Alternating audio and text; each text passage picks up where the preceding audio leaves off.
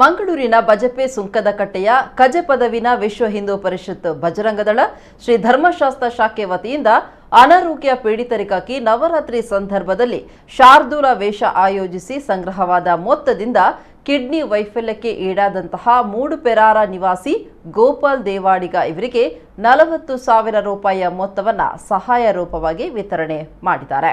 ಕಜಪದ ವಿಶ್ವ ಹಿಂದೂ ಪರಿಷತ್ ಮತ್ತು ಬಜರಂಗದಳದ ಪ್ರಮುಖರು ಹಾಗೂ ಕಾರ್ಯಕರ್ತರು ಸೇರಿ ಈ ನೆರವನ್ನ ಗೋಪಾಲ ದೇವಾಡಿಗ ಕುಟುಂಬಕ್ಕೆ ಹಸ್ತಾಂತರಿಸಿದರು.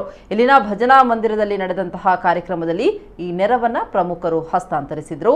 ಈ ಮೂಲಕ ನವರಾತ್ರಿ ಸಂದರ್ಭದಲ್ಲಿ ಶಾರ್ದೂಲ ವೇಷವನ್ನ ಧರಿಸಿ ಬಡ ಮಂದಿಯ ಅನಾರೋಗ್ಯ ಪೀಡಿತರಿಗೆ ನೆರವಾಗಿರುವಂತಹ ಕಜಪದವಿನ ಸಂಘಟನೆಯ ಯುವಕರ ತಂಡ ಮಾದರಿ ಕಾರ್ಯಕ್ಕೆ ಎಲ್ಲರೂ ಮೆಚ್ಚುಗೆ ವ್ಯಕ್ತಪಡಿಸಿದ್ದಾರೆ.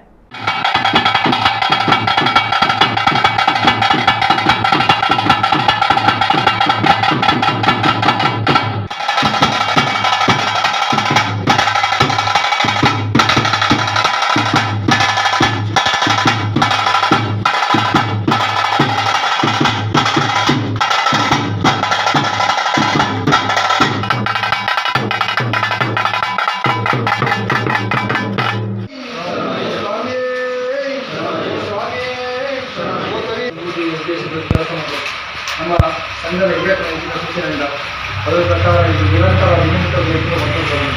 ಈ ಘಟಕದಲ್ಲಿ ವಿಶೇಷ ಸೇವೆಯನ್ನು ಮಸ್ತಿನಿಂದ ಕೆಲಸ ಮಾಡ್ತೀನಿ.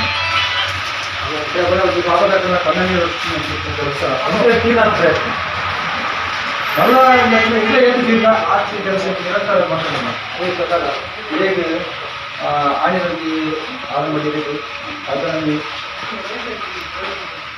ಭಗವಂತನ ನಿಶ್ಚಿತಾದ ಗೊತ್ತಾಗಲಿ. ಅದೇ ನಮ್ಮ ಬಣ್ಣಕ್ಕೆ ನಮ್ಮ ದೇವರ ಪ್ರಾರ್ಥನೆ ಮಾತ್ರ ಉಂಟು. ಒಕ್ಕದಂಗೆ ಆರೋಗ್ಯ